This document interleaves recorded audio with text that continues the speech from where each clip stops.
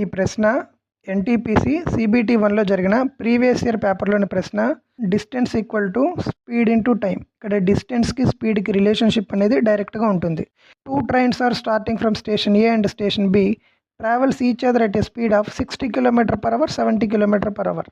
Speeds ఏకి బికి 60 70. ఇప్పుడు డిస్టెన్స్ రేషియో ఏమవుతుందంటే 60-70 అవుతుంది. ఎందుకు అవుతుంది? ఇదిగో ఇలా డైరెక్ట్లీ ప్రపోర్షనాలిటీ ఉండడం వల్ల. At the time of their meeting the second train had travelled 100 km more than first.